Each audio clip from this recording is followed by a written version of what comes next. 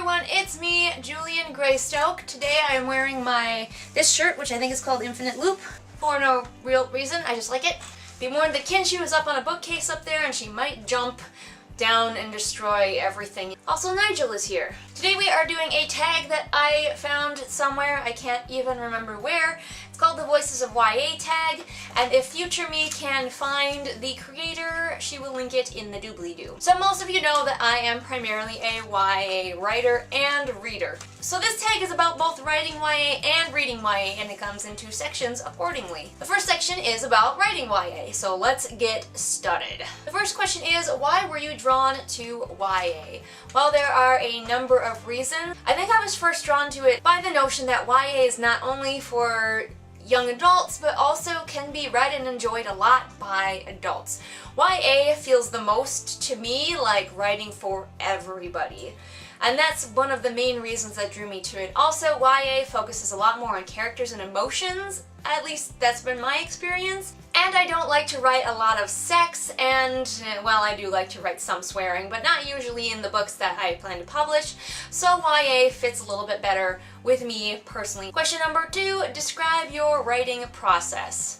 I'm a pantser, so I don't do a lot of planning beforehand. I basically just know in my head the beginning, the ending, and several key points in the middle, and then I just go. I also usually know a few of the characters, but not necessarily all of the characters or how we're going to meet them, because I like to find out as I go. The next question is, how long have you been writing and where are you in your writing journey? I have been writing my entire life, as most of you know. Basically, even before I could physically write as a child, I was constantly telling stories to anyone or anything that would listen, including trees, cats, stuffed animals. And where I am on my writing journey, I have one self-published book called Phoenix. Go check it out. Links in the doobly-doo if you are interested.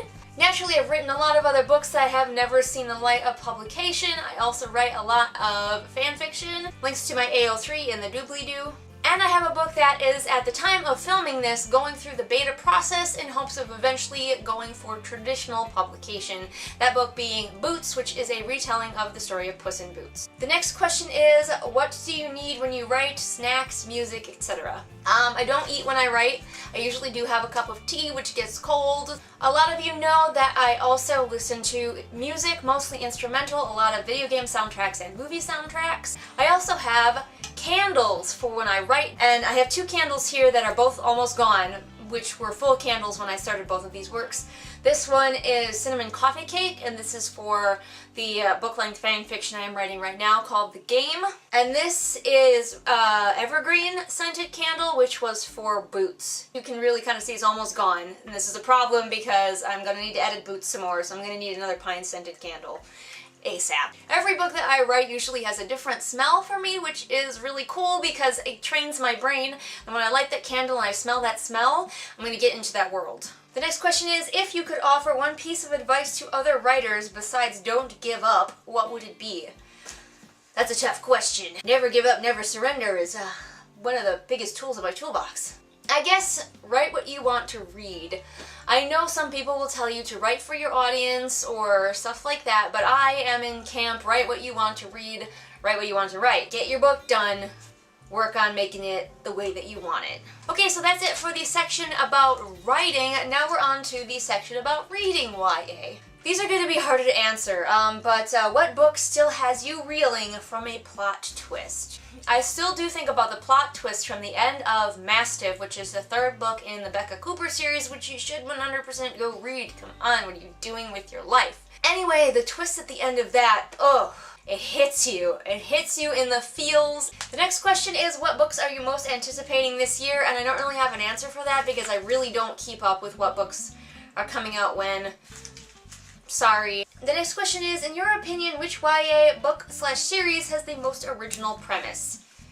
Well, there's nothing new under the sun. Let's be honest here.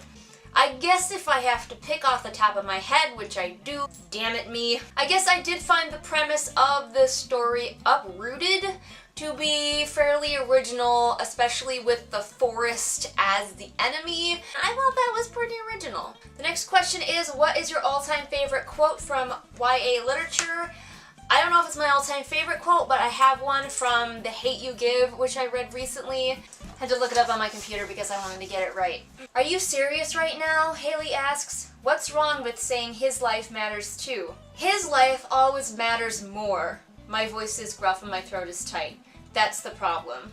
That right there is a perfect mic drop moment in my opinion and fully sums up a lot of the problems that we have going on in our world with racism. The next question is, what book do you most hope will have a movie adaptation? Any Tamara Pierce book, if that could get a movie adaptation, that would be amazing. I mean, it would have to probably be several movies because she usually writes series. Also, I have secretly always wanted a movie version or several movies of the Redwall series. I would love to see a really well done animated movie. I know we had a TV show, but the TV show looked kind of low budget. It was fun, but it wasn't as beautiful as I feel like Redwall deserves. And that was the Voices of YA tag. Feel free to comment below and let me know if you have any thoughts, feelings, and of course if you feel like doing this tag, please consider yourself tagged. As always, I post new videos Mondays and Fridays. All the links to my social media are in the doobly-doo. Go check those out. Nigel is here. The links are down by Nigel. And we will see you again next time with whatever it is we happen to be doing. Next time, Nigel's tail is going to take me out. This is how I die. Bye! Get down. Down, down, down.